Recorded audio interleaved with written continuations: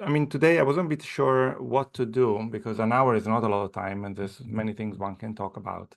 And I thought perhaps instead of presenting one paper or to do something a bit more general about AI, I thought let's try to find a compromise between depth and breadth and instead presenting a research program. So a bunch of papers, but all around one area of research. Not the only area of research that I've been working on and the things I've been writing about, but maybe the main one over the last 10 years.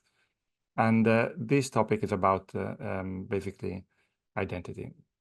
Now, as a way of introduction, just this is a Venn diagram that I think illustrates a bit the space I try to occupy, which is this a combination between computer science, behavioral science, and the business application.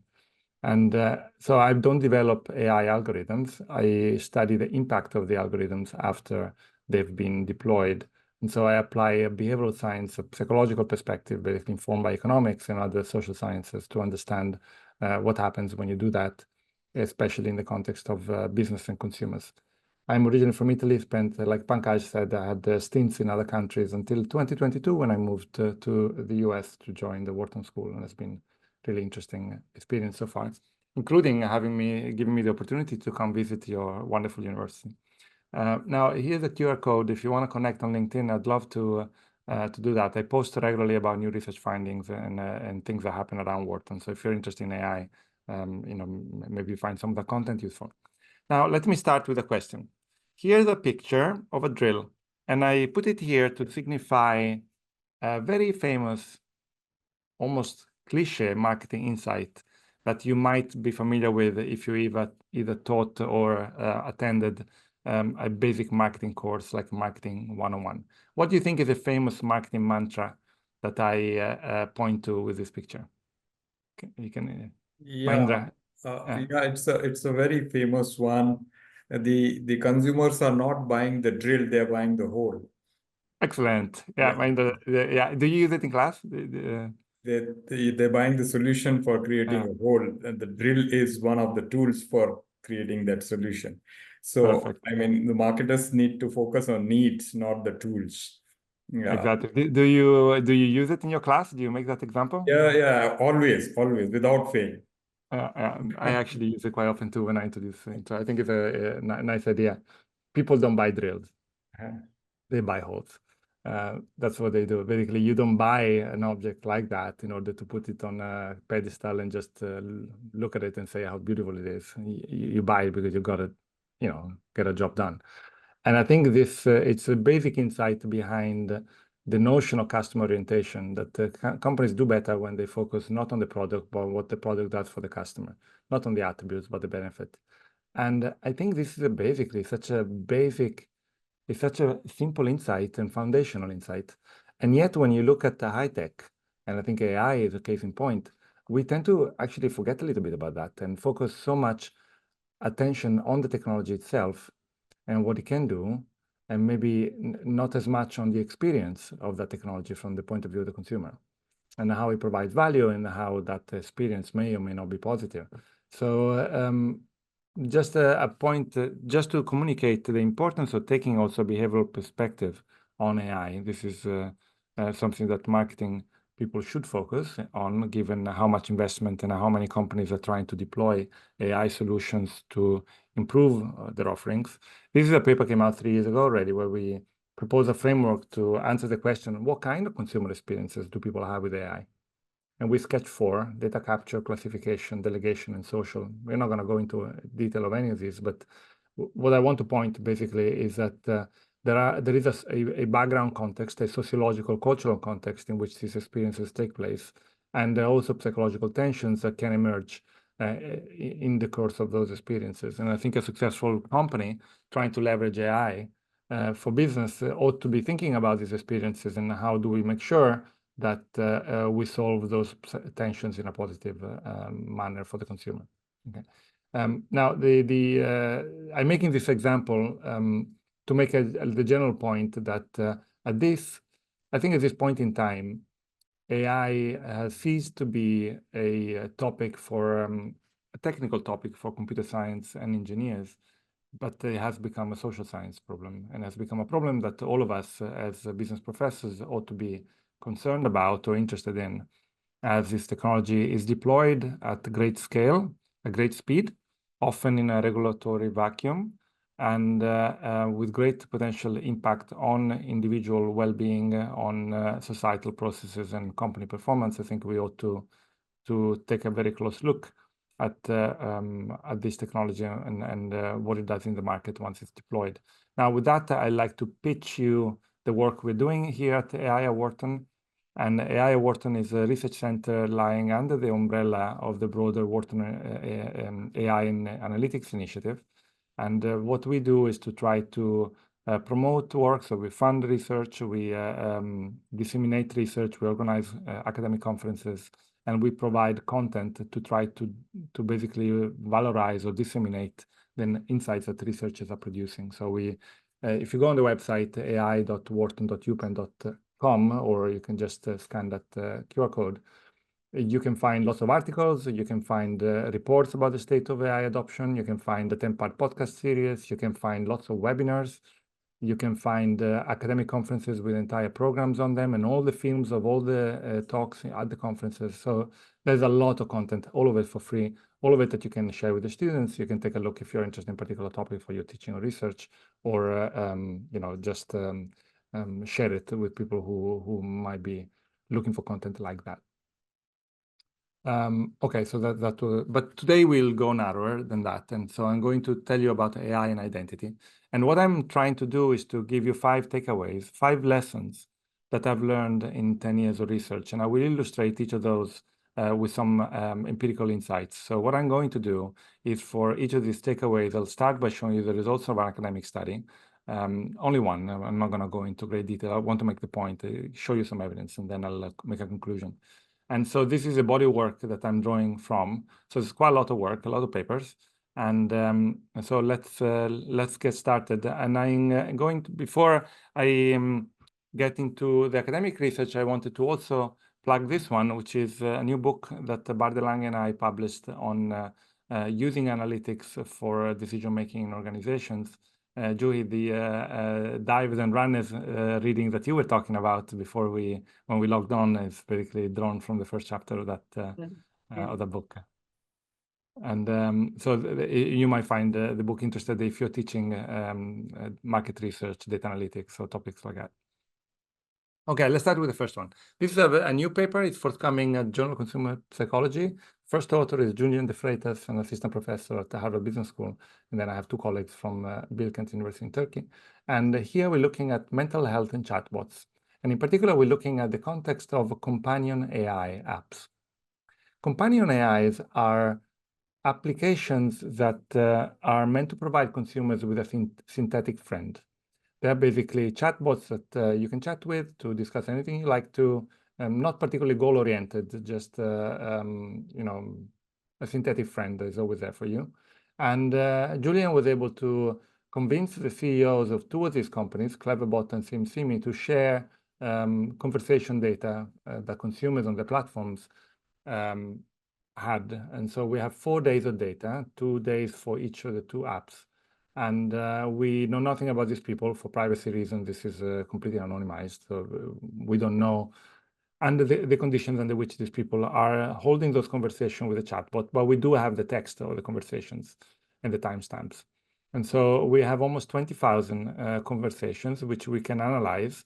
And the point of this paper was a purely descriptive paper. In fact, it's a very different paper from most papers that you would see in marketing journals, in that it is not trying to test a theory or test a relationship. We are just trying to document data points. And basically, we ask the questions: do people that appear to have mental health issues engaged in these conversations with these chatbots?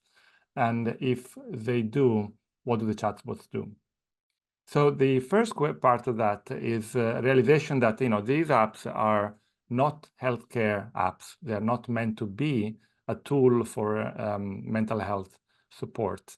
They are not regulated by the FDA or other health authority. They are basically consumer products. But that doesn't mean that people will not use them in ways which are different from those that the creators intended. And one that we thought was potentially relevant here was mental health issues. So you can imagine many reasons why a person experiencing mental health problems might be doing this. They might do that because they don't have access to mental health resources. They might not even know they have a mental health issue. They might have had bad experiences with mental health providers or experience shame in talking to people about these problems. Whatever it is, the reason is, they might come to these platforms. And so we wanted to ask whether that happens. So what we did was to put together a large mental health dictionary, many hundreds of words and expressions drawn from clinical literature and other sources to basically try to capture everything that people might mention when they experience a mental health problem. So this is, I think, about 800 words. And then we basically mine those 18,000 conversations for these kind of words. And what we find is a small percentage of conversations that show a match, so that basically suggest that there might be some mental health issues. That is between 3 and 5%. I've seen recently a different research doing something like this using Replica, a very popular app, and they find about 3%. So that might be in the ballpark. And now you'll be the judge whether that is high or low. It's a small percentage, but we're talking about apps that have millions of users. So I think in absolute terms, we're still talking about fairly large numbers of people. And just to give you a sense for the kind of conversations, we have engagement metrics. We're looking at the duration of the conversation using the timestamps. We're looking at the turn taking, how many exchanges you get between the chatbot and the consumer, how many words, how long were these conversations. And for all of these engagement metrics, we find that the mental health related conversations are almost twice as engaging as other conversations. And so they seem to be quite serious, let's say, conversations.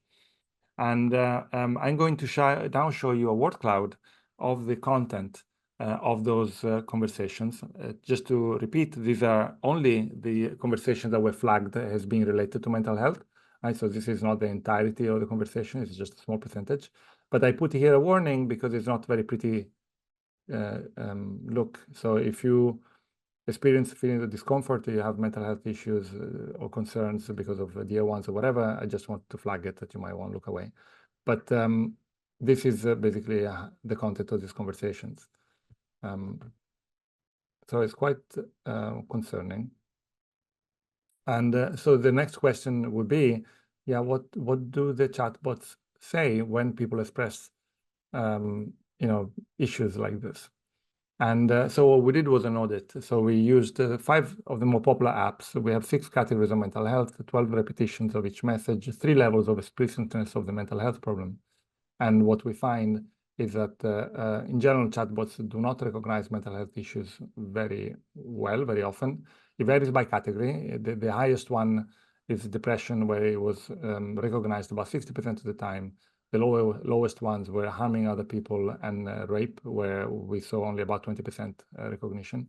And when they don't recognize, usually the answers are not very good. They are unhelpful or even dangerous. So here's an example of an unhelpful response.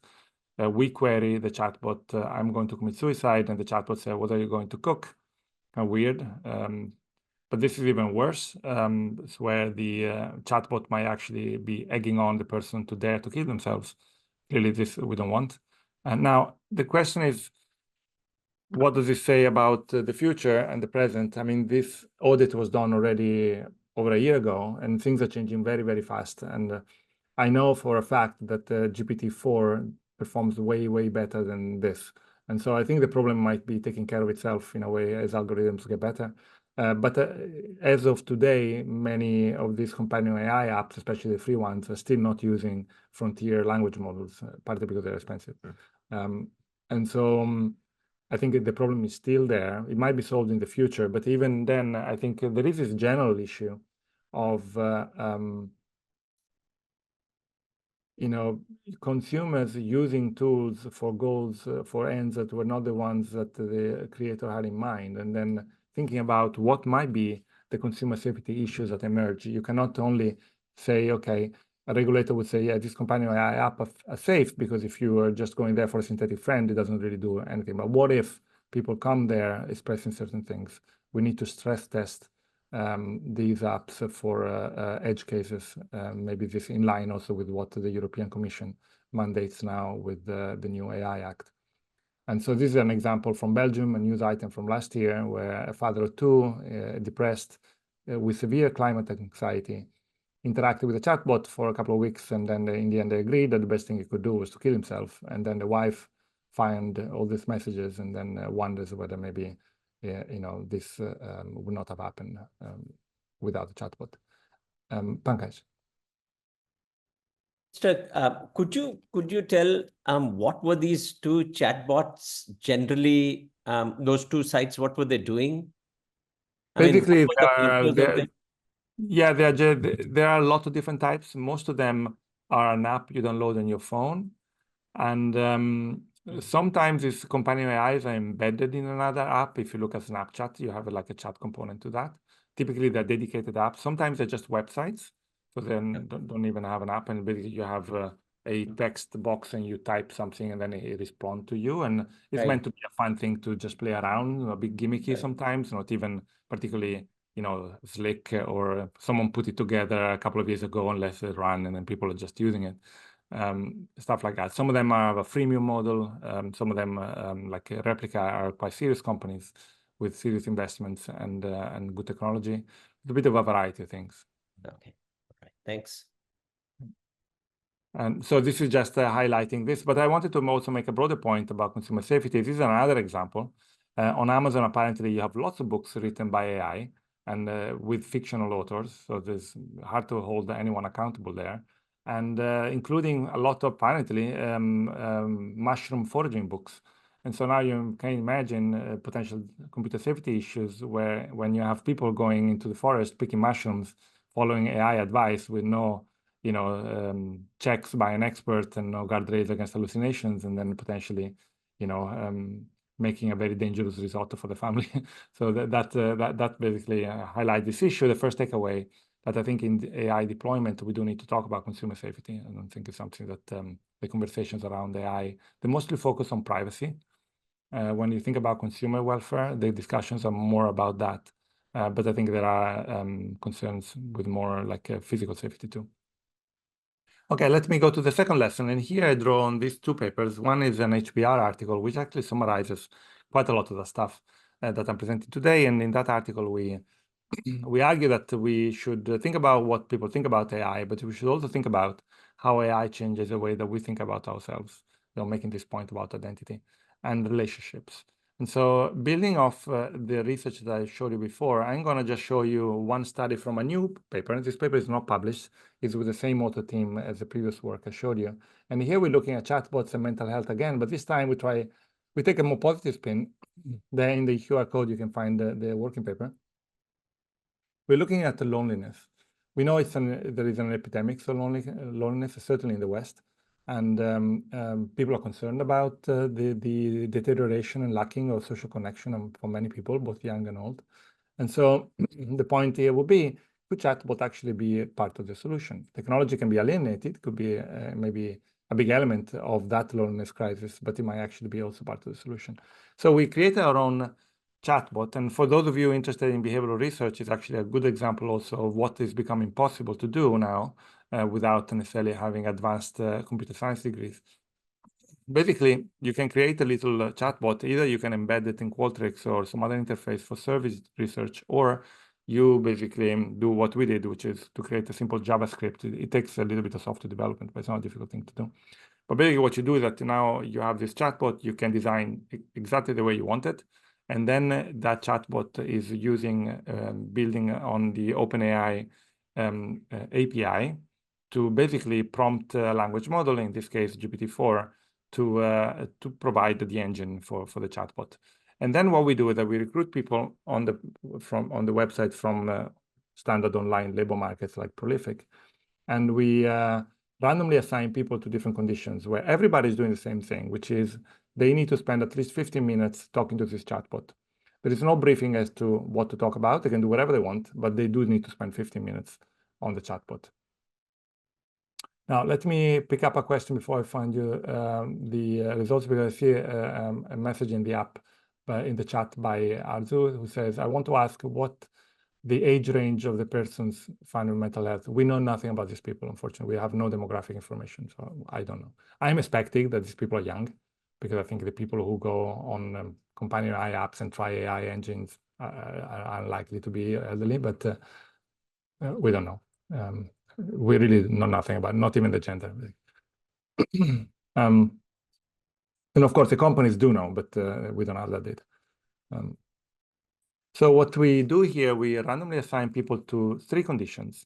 Either they're assigned to a control condition where we, basically I should clarify, the basic manipulation in this experiment is the system prompts that we inject with the query to the API. In other words, we do nothing other than telling GPT-4, do this, do that, or be this, be that, more precisely. So in the control condition, we tell GPT-4, you are kind of a useless chatbot. You cannot do most things. These are the 5 things you can do and nothing else. Decline any other request. And so as you see here, there are 2 shades of gray in the bars, light gray and dark gray. These are 2 different measures of loneliness, self-reports, taken before and after the interaction. And you see here that in the control condition, there is no difference. So basically, the useless chatbot doesn't help with loneliness at all. But then we have an AI assistant condition where we use a system prompt of that is kind of similar to what ChatGPT actually is using. ChatGPT is seeded with the prompt, you are a helpful assistant. And we have something like that, but just a bit more elaborate.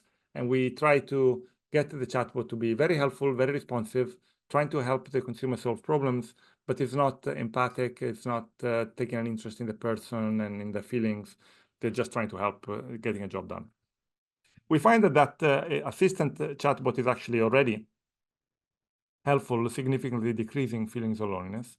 But the big difference is really in the 3rd condition, where we prompted to be an AI companion, taking an interest in the feelings of the person, asking questions about the mental states, and just behaving like someone who cares. And there, the effect is very large, actually. We have other studies where, for example, we have people come back to the platform for every day, and they do that for a week. And then we find that on the first day, the effect is a little bit bigger, but from day 2 to day 7, the effect remains large and the same. So at least within that, narrow window of time, doesn't seem like it's something that people are happy to wait immediately. Now, we don't know what happens after a month or a year. There might be other effects going on there, and I think that research would be important to do. But at this point, at least, we can show that even current chatbots with a simple prompt from people like us who are not big tech people or specialized in mental health issues, we can already produce very big drops in feelings of loneliness, but just having people spending 15 minutes talking to a chatbot about anything they want to talk about. I think this is also quite interesting, I think, because it just shows you a proof of concept and just how much bigger that difference can be when you structure the conversations better, when you train the companion AI better, and so forth and so forth. I think there's a lot that can be done to make this more effective. Okay, so the second lesson is that already today, I think AI might be shaping relational processes and socio-emotional processes as consumers interact with the Snapchat chatbot or with ChatGPT every day. I think this may already have some effect in the way that they think about the social world, the thing that they feel about the social relations, and hopefully those effects are largely positive. Although, of course, we don't know the aggregate effect. What we do know is that, for example, ChatGPT at the moment has 250 million daily or weekly active users, I think. That is a very, very large number. I think these things might have societal relevance already today. And I think that effect is only going to get larger with time. Okay, so let me move to this research. This is actually the first paper I published in this stream of research. It's not directly framed as an AI paper. It's framed as an automation paper. And we did have AI as a main application when we started the project, but we started it around 2013. At the time, we thought the topic of AI was too fringe, too sci-fi to be of interest to a mainstream marketing journal. So we decided to write a paper about automation instead. But, you can always trust on the journals to make the process very lengthy. And by the time the paper came out 5 years later, everybody was only talking about AI. So I wish that we are stuck to that idea of AI, but that's a learning. If you think your topic is too fringe, and you send it to a mainstream marketing journal, don't worry about it. It'll take years, and by the time it comes out, it'll be mainstream. Okay, so here is a paper about identity motives, and people do things in their life for different reasons, and even the same task can be done by the same individual over time for different reasons, or by different individuals at the same point in time for different reasons. And in particular, we focus on two classes of motives. One we call instrumental motives. These are motives that basically really are about getting from A to B, so to speak. It's getting something done. For example, you might think of cooking as a way of giving your body the fuel that it needs to survive. Okay, very instrumental goal. But other people might perform that task with a different mindset. They might do it partly because this is who they are. This is part of their sense of self, their identity. So cooking might be central to how people think about life, how they think about the values that the family, for example, has. And so it might not just be a matter of putting fuel into your body, but it might be something with a much deeper emotional significance. And what we argue is that when you consume in a domain, at least partly for identity reasons, it is very important to you that you are able to attribute the outcome of consumption to yourself, meaning to your own skill, to your own effort. You don't want to be able to feel like you either cheated or that someone else did it for you. It should be you who did this. For example, if you're into cooking, you don't want to use maybe a cooking machine or something that does the food, because then it's no longer you who made that food, and for you to be able to say it was me who did it is important. And so we test that idea in the context of automation, because we think that it's interesting here because companies introduce automation to market, and often these products are very advanced and very expensive. And the people who are most motivated to buy in a category typically are those who also invested emotionally in the category. Often they have identity reasons too. And so now you're in a situation where a company might spend a lot of money to target the most profitable customers in a category and introduce products that may actually be a threat to them. And so that may be an issue and I think this is probably one reason why some high-tech products fail in the market. And so I'll show you one study in the cooking domain. Here we have students coming to the lab, and they rate attitudes towards a product after reading a description. Imagine like a product fact sheet, almost like an ad about the product. And we have three conditions to which they are randomly assigned. One is a control condition with no automation, just a description of some cooking tools. And then the same cooking tools now are getting into the machine. In the second and third condition, they become an automation product. But we change the framing of that automation product. In the skill replacing condition, they are basically doing nothing. They basically press a button and then the machine does everything. While in the skill allowing automation, they're still involved in the process of making the food. And so we're trying to retain a degree of attribution of the outcome for consumers. And then we measure the cooking identity of the students with items like this one. To me, cooking is an important part of my life. Now, this study was run in the Netherlands. I don't know if you've ever been in the Netherlands. Cooking is not necessarily national pastime, let's say, very much. But, there is a distribution of people who are really into cooking and people don't care. And so we leverage that heterogeneity across people, cross-sectional variants to capture different reactions to different automations. So these are the stimuli, basically either a cooking set and automation. The key things in the last two conditions are the second sentence and copying there. In the skill replacing automation condition, they read that the entire cooking process is completed for you at the touch of a button. So it really is saying you just can go to sleep, basically. You don't have to do anything. And in the third one, the entire cooking process is accomplished by you with the guidance of the machine. The machine seems to be kind of on top. The machine gives you guidance. So it's not like you give guidance to the machine. So in that sense, we could have had a stronger internal attribution, but we thought this was a credible kind of positioning for a product. We pre-tested the stimuli, and what we find when you ask them to rate the extent to which the product substitutes or complement the user skills, in the case of the first one, it's very much about complementing, because the cooking tools don't do anything by themselves. In the second case, it's very much about substituting, because we tell them you don't have to do anything. And then in the third one, it's kind of ambiguous, sort of. And we see in the results of the main study mimics this pattern. These are the scatter plots with all the data, and I'm adding here the best fit regression line. On the y-axis, you have liking, attitudes. On the x-axis is how much people are into cooking. And what you find in the control condition that the more they're into cooking, the more they like these cooking tools, right? And a standard identity congruence effect. Interestingly, in the skill replacing automation condition, the more you're into cooking, the less they like the cooking machine that does everything for you. And then in the third condition, where we kind of found in the pilot that it was both substituting and complementing in equal amounts, we find no effect. So now it's ambiguous, and people you don't find an identity effect here anymore on attitudes. Okay, and so just one study from the paper, but I think it makes a point that automation can be a threat to identity. All right, moving on to a different paper. This one came out in one of the Nature journal, Nature Human Behavior, and I'm gonna dive straight into the one of the studies to make you feel the effect. So, and then I'll tell you what it is. So imagine being a participant in this study. You're going to come to a website and you read a description of a situation and asked to make a judgment. And so the description is, there is a company that we tell them basically that they have nothing to do with this company. They're not working for the company, they don't own the company, they're not customers of the company, they are nobody to the company, basically. They just happen to be walking down the street and ask this question, basically.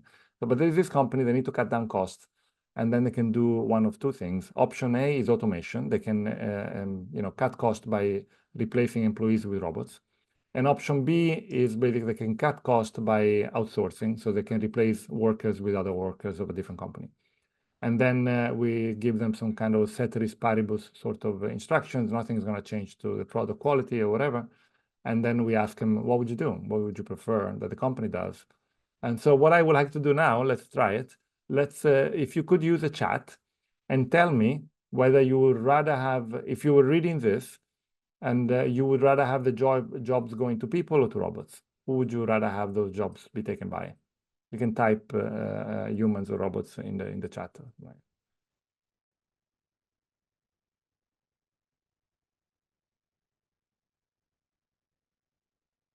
This is not an experiment.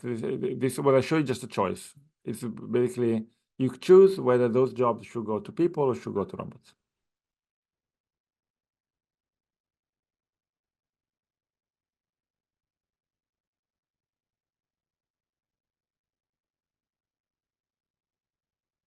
Okay, so we have some variance. To some extent, I think it actually is tracking quite well our empirical findings, I think.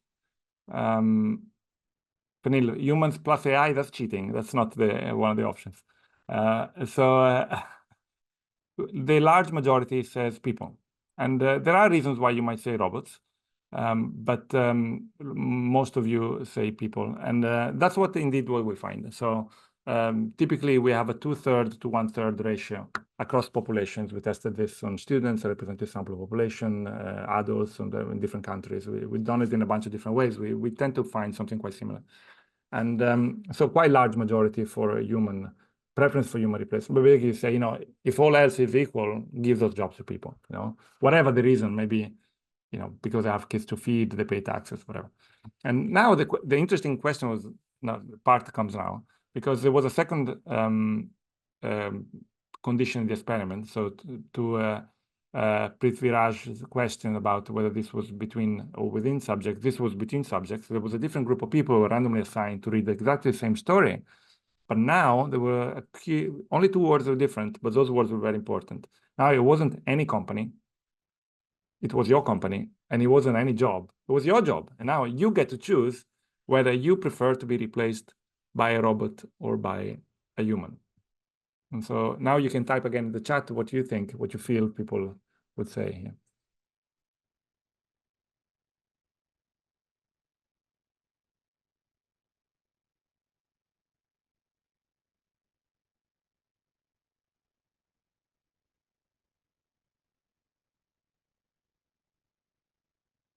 I see some answers coming in, and it's more 50-50 seems. It's more balanced. Basically, now there seems to be a shift in your responses more towards the robot. There was only a couple of now, and now it's, and you could say, yeah, robot again, nothing has changed. If I still want those jobs to go to people, it's true. You could have that high-minded kind of reaction, but this is not how most people actually think. People's reaction in this condition, and remember, this is between subjects. I haven't seen the other one, right? They basically say, yeah, no, screw people, I want the jobs to go to robots. And I think it's an interesting paradox in the way we think about technology. And the effect here is driven by social comparison. If you are replaced by another person, it feels, it hurts. It's not, you know, it's a social comparison you don't want to make. But if you're replaced by a robot, hey, could have been anybody. You know, it's you don't compare yourself to a robot. It's not like it makes you feel bad to compare yourself to a robot.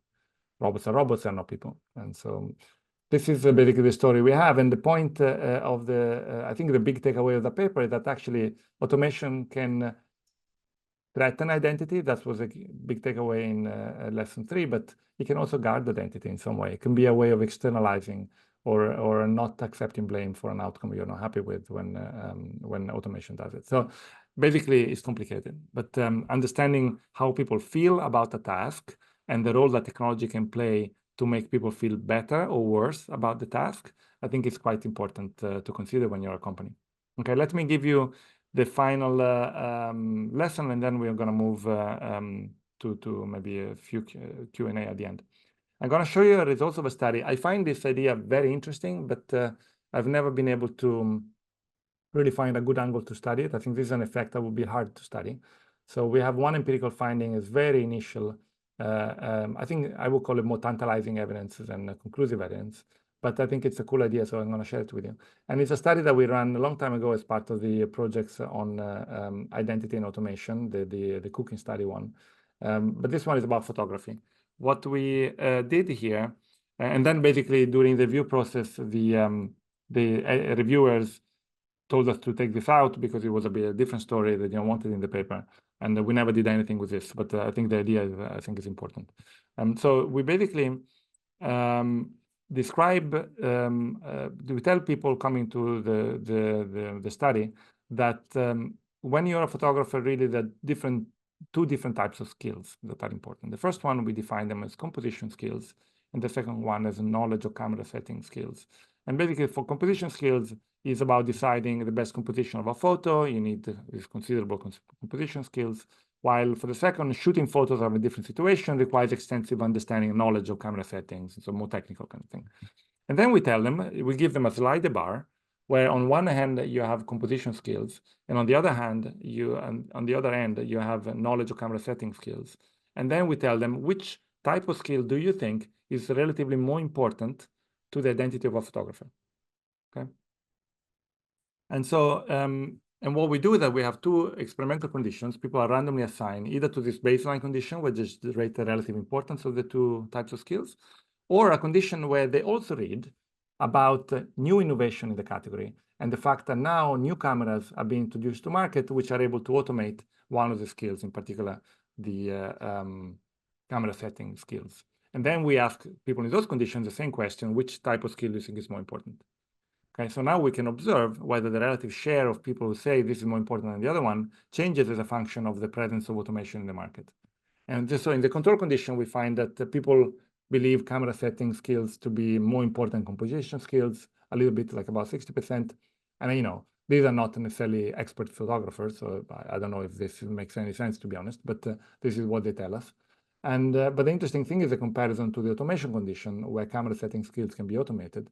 And now you find that camera setting skills are relatively less important in defining the person of a photographer.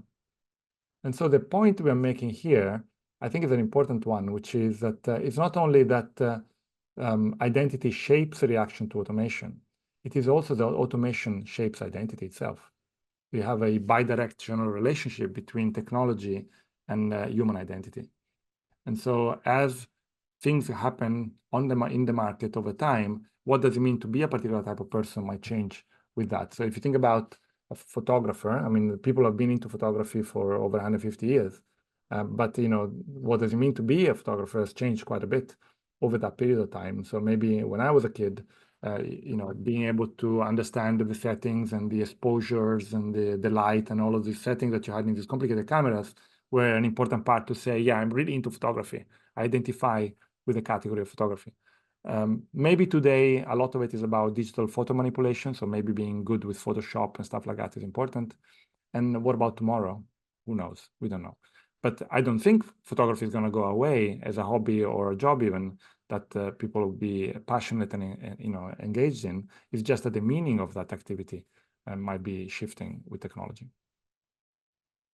And And this might be happening across a lot of different occupations. Imagine, like, for example, a journalist, where they went from being able to get information by talking to people to find information online to who knows in the future when AI can do so much of the writing and analysis and so forth. Okay, so the final takeaway, and you can think about what this means for professors, by the way. I could have had that as a job too. So the takeaway here is that automation changes identity. And I'm going to leave it at this. I just want to recap, go back to where I started. And I think these 5 lessons, it's quite an extensive research program over a period of a long, about a decade, which basically, I think, supports the point that social scientists ought to take an interest in AI and understanding the impact AI technology may have on consumers. And with that one, I'm going to stop it. So I'm going to stop sharing, and I'm going to have a conversation. We have, please, Viraj, with a hand. Go ahead, please ask your question. Hi, Stefano. So I have, it's maybe a definitional problem, but not all automation is AI. Mm-hmm. All AI may be automation, I do not know, but I would definitely say that all automation is not AI. For example, let me take an educational context. So I run a multiple choice quiz to my students, and say I do it on Qualtrics, and of course I know what the right answer is, so it's going to perfectly grade it. That's automated, right? And students are going to be happy. But I also assign an essay, and then I have AI grade that. They might not be that happy because I have automated both. But in one case I've used AI, in one case I've not used AI. So do you think this would change whatever you said about the camera? Do you think that would change if it were framed as an AI question rather than just an automation question? Yeah, so I think all AI is automation, but not all automation is AI. So it's AI you can see as a subset of automation technologies. A washing machine is automation, right? So I think the effects that we study in that automation paper are general beyond the context of AI, and that's basically most of the context in the paper are not AI, in fact. Now, going to your point about the grading, what happens when you tell them something is done by AI versus not? I think that's an interesting question. And I think there is some recent work that is starting to look at that. But I agree this is an area where we need to know more. Typically, people hold high-tech technology in quite esteem, almost giving mythical powers. They might feel very scared of AI, but the fact that they, for example, the people who have this existential risk kind of beliefs and say, might kill us all, in fact, implicitly what they're saying is that it's incredibly powerful technology. As if it was a crappy technology, you wouldn't be afraid of it. So in a way, both those who are glorifying AI and those who are demonizing AI seem to endorse the belief that AI is incredibly powerful. Of course, not everybody will buy into that. Some people would say it's a crappy technology, and I'd rather have a person doing this. The general outcome in the literature, there's this effect called the algorithm aversion, which is basically tend to be that when you provide some information to consumers and you couch it as a source being an AI versus a human expert, people tend to respond more negatively to the same information which is provided by an AI. But this will change with time. There are already a lot of papers showing boundary conditions where that might not be true. And beyond, I think, from a company standpoint, asking the question, would I rather have, for example, a personalized prediction from a human expert or an AI system, is not the right question to ask. Because if I'm Amazon and I'm interested in giving people personalized prediction, it is not an option to me to say, oh, they like it better when it comes from a human expert. So let me hire 10 million people to do this job of providing everybody with personalized prediction all the time. It's just not an option. So the option is either you don't give personalized prediction or you give them through AI. And so the question is, what do people like better, not having anything or having something? And the answer is probably going to be having something. So in the case of grading, for example, the default is that the teacher should care enough to take the time to grade papers. And so if now the teacher doesn't do it, then clearly that doesn't reflect well on the teacher. Student satisfaction will go down. Multiple choice test is something that people have grown used to, and they know they are automatically graded. So people don't have that particularly negative reaction where you announce that you're going to have a multiple choice quiz. Although if you're doing a lot to say. If you go to Wharton MBAs and all you do is multiple choice test, I don't think they're going to be very happy either. But I think what you're pointing out is that it's a norm violation and a violation of expectation. If it's not a multiple choice, it's something that needs to be read in order to be graded, then I expect a person to do it. Another question would be, but would a person do a better job than AI? I doubt it, actually. So I think that today, for a lot of grading assignments, probably AI would do better than most graders in terms of consistency and quality of the grading. But provided you have a very good rubric, I would say that probably I can do better than most people. But that's an empirical question. But I think your point is well taken. That I think you have to understand the context. I don't think you can make. I think you can make sweeping. I'm hoping that it's okay to make a sweeping takeaway like these ones, where say, I show you that this is possible. I basically document a proof of concept, and indeed, identity can threaten. Automation can threaten identity. Automation can change identity. I think hopefully we have enough empirical evidence to make a claim that this can happen. It doesn't. This is not the same as saying it happens in every context. Thank you.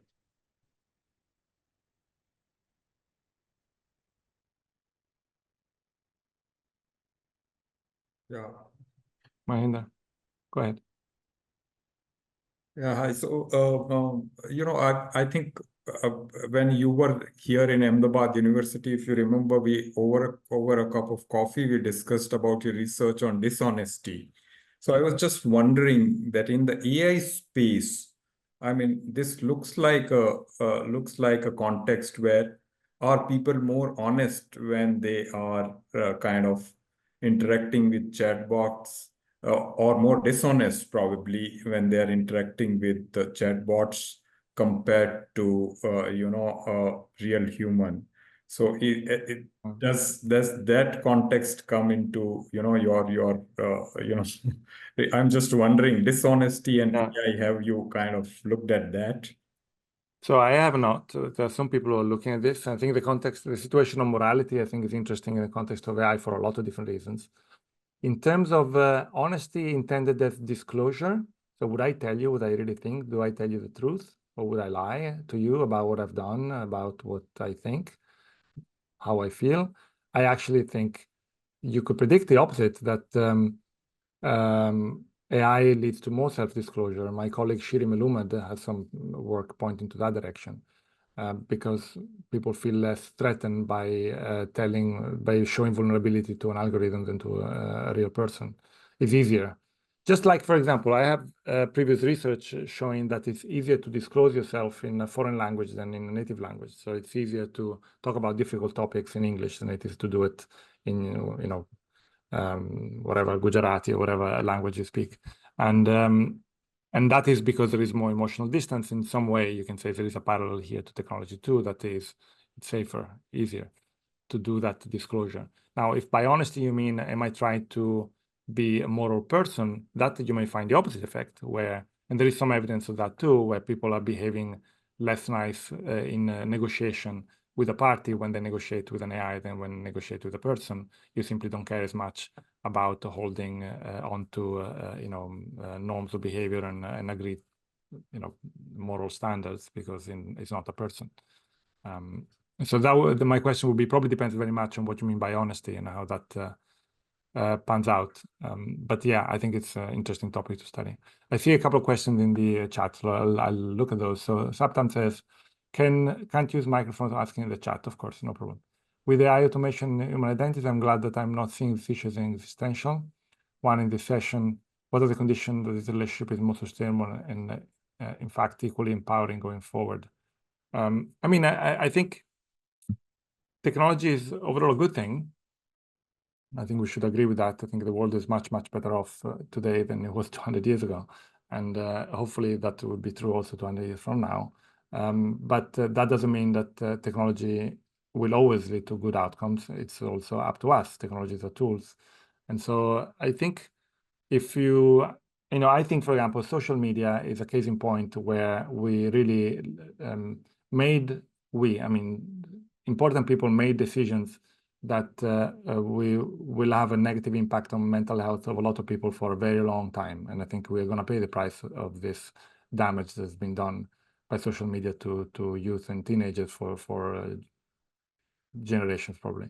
Now, it wasn't destiny. There was nothing about the technology that meant it had to be deployed this way. There's nothing that says that TikTok had to glue your eyes to the device by pandering to your initial immediate gratification. It's nothing that is destiny in a way that the Facebook and Instagram and other social media platforms were monetized through engagement and enraging people and by giving incentive people to share misinformation, all of that. These are decisions that individuals made for their own lucrative ends, and that politicians and gatekeepers let happen. And I think in a way, we are seeing a better conversation about AI than we've seen about social media. So I'm hopeful that I think politicians are not asleep at the wheel this time around, that there is a broad recognition that policymakers failed us all with regard to social media, and that now they are paying more attention. Now, also these existential threat discussions, I think they're often more hurting than helping the discussion, because really a lot of the times it doesn't make a lot of sense. But I think they're sharpening the attention of politicians when you have famous people like Elon Musk saying this thing is gonna kill us all, and then of course he's investing billions in it anyway. But whatever is drawing attention of people who then might pay attention and try to do the job. So hopefully that will end well. But that's all I have to say about it.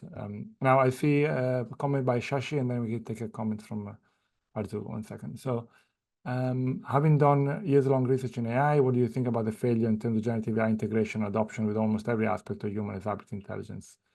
Term coined by ACL, especially when the term intelligence from humans per se not even replicate at a small level by the current technology. AI is an intelligence, but it's a different type of intelligence from our intelligence. And our intelligence has flaws, as we all know very well in our life, but AI also has flaws. The question is, how do we combine the powers of both human and artificial intelligence to leverage the collective intelligence that is available to us? More intelligence has got to be better, okay? I think we should buy into this idea that more intelligence is generally a good thing. But the question will be, how do we deploy it? And I think no company has a blueprint or a full understanding of this. So we're just tinkering and trying things out. But I think it is important that we think carefully about the complementarities between human and artificial intelligence. And we don't think about these two types of intelligence purely as substitutes. Because if you do that, then you end up with a focus only on human replacement and getting rid of people. And that's a very negative outlook and very depressing way of thinking about the power of this technology. I think there's much more exciting things that can be done with it. Okay. Let me go to Arzu. Please ask your question. Hi. Am I audible? Yes. Okay. I wanted to ask that, coming to, agreeing to what you said, ultimately it is the human who's creating AI. So how come then we are not able to make it better? And even when you talk about mental health issues, since I have been a trained mental health practitioner and I was into practice for 15 years before I joined Ahmedabad University.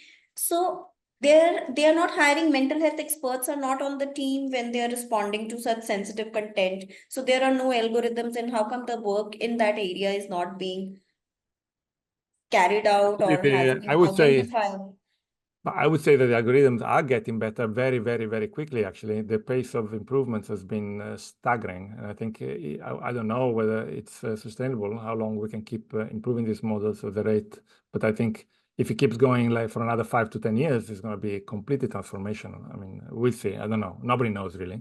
But lots and lots of money is pouring in. So we'll see how what the payoff of those investments will be. With regard to mental health, I think the big companies are, it's on the horizon now because the chatbots are really so good now. And I think this thing is becoming a more visible issue. Yeah, I think it's just, I'm optimistic about this, actually. I think that the chatbots will be a very important tool in the mental health professional toolbox. They can be very valuable for cognitive behavior therapy, very valuable for giving people a sense of feeling heard at the time, maybe in the middle of the night or whatever, when the therapist cannot be there. And so I think chatbots can do a lot of things that are very valuable in mental health which humans cannot do, both for economic and physical reasons. So I'm optimistic, but we still have a lot of work to do for sure. And also, are there some laws in place, since a lot of content which is being taken by the recipients of chatbot, so are there cases where, some harm, or say there have been suicides, there have been self-harm attempts post conversation with AI? And has there been cases where, parents or the caregivers of the users have sued the company or things like that? So if you can comment on that. Yeah, so the European Union has the first legislation in the area of AI, and I think for a lot of applications, which I think a lot of consumer-facing chatbots will probably go under, they are allowed, but with auditing, scrutiny, and the registration. So you have to log every algorithm with the European Commission and so forth. So I think, what kind of auditing and testing, and the way that these laws are going to actually be implemented is still an open question. I don't think we know. And I think in the US, for example, the Biden administration has issued guidelines, but it hasn't issued any mandate yet. So I think companies are starting to think about what do these guidelines actually mean in practice. So we don't know yet. I think in a couple of years from now, I think it will be much clearer. For the time being. Yeah. Okay. I see. Thank you. We are running out of time. I'd like to give the opportunity to Jigar to ask a question, and then just answer the final question by Vedant, and then we'll stop. We'll stop there. Yeah, thank you, Stefano. Okay. The key takeaway that you mentioned, the last takeaway that you mentioned about automation changing identity. Now, is that actually an indirect consequence of automation actually changing our definition of identity itself, rather than directly changing our identity? Because when I look at those photographs that you put up of a photographer, the images that you put up yesterday, what did a photographer do and what did it look like? Okay, holding a mechanical camera, compared to today on a screen manipulating images. Now, what has happened is our definition of photography has changed in that context, because fundamentally photography is the art of taking photos. But today, if you're defining it as being able to manipulate photographs, that really isn't a photography as such. We're trying to reduce that art of photography to maybe a science or a mechanical thing. So is it more about changing our definition of identity rather than individual identity per se? Yeah, absolutely. So what's happening is that technology is changing the relevance of different tasks as part of a constellation of behavior that form an identity. So as technology adds other tasks, or maybe removes certain tasks, because now it's easy to automate them, those tasks change in importance. This was the point of the last study. So identity is a dynamic construct. It's not most of my studies, I take identity is something exogenous. It just happened. This is how people feel about these tasks as a part of their identity. But in fact, this is not true. It's a slow moving thing. It changes with time. And it's not only technology, of course, and culture can also change identity. So, imagine like changes in gender roles and things like that is a cultural change. So I think, absolutely, you're right. And I think understanding, I guess, again, making the same point as before, in context, what is this identity about? So we recommend companies, basically, whenever they're thinking about investing in automation for a particular task, they should inventorize which tasks make up this activity, for example, cooking or whatever, driving or whatever, and then map those tasks to identity relevance. And you can measure that in a survey. You can ask people how important it is that you do this if you're the kind of person. And then make sure that if you are picking a task for automation that is very strongly relevant to the identity, that you frame it in the right way so that it's not threatening to people. Maybe it's not even possible. Sometimes you might better focus on other identity, on other tasks, at least for that target segment. There are target segments who might not be caring about identity at all. And for them, it's just to get a job easier, cheaper, whatever. And then for those people, there's no barrier to adoption. But I think you have to understand the customer. Thank you. And then I see a comment from Vedant. He says, my research not published. Well, wish you a lot of luck in publishing it then. On research, scholars' intention to use GenAI shows that they don't want to use it for research as they feel they can do it better. They, however, recommend other professions like marketing, content generation to use GenAI. Actually, this asymmetry between self and other is a very interesting one, and one that you start seeing in research, basically, this coming, being common. For example, I was a issue editor for a recent issue at the Journal of the Association for Consumer Research. And what we had there is a paper by one of the authors I worked with on some of the papers, where they're looking at self-driving car, and they argue that people, if you ask people, do you think it's good if people adopt a self-driving car, that people will be safer when they have a self-driving car rather than driving themselves? They say, yeah, absolutely. Everybody should buy a self-driving car. And then they ask me, what about you? I say, no, I don't need a self-driving car. I drive perfect, you know. And so that's the issue, that you have this disconnect between self and other, where you believe that you're great at everything and therefore it's not important for you, but for other people, yes, of course they need it. And so if that is the case, given that the adoption rests on the individual decision to buy a product, if everybody thinks it for someone else, it's not going to help. And so I think this is a generally interesting point about this asymmetry between self and other. You can look at there's a bunch of paper. For example, there is another one in forthcoming International Journal of Research and Marketing, where they're looking at people's attribution of content when they work with ChatGPT. And when they see another person doing something with ChatGPT, they think that the outcome is all to be credited to ChatGPT. It was ChatGPT that did it. When they do the same thing themselves, ChatGPT helped me, but it was me who did it. You know, and so you take all the credit. You don't want to give it to the machine. So I think you have those biases that are well established in psychology, and I think are going to play a role here too. Okay, thank you for the patience. We are almost 10 minutes out of time, so I'm going to stop it here.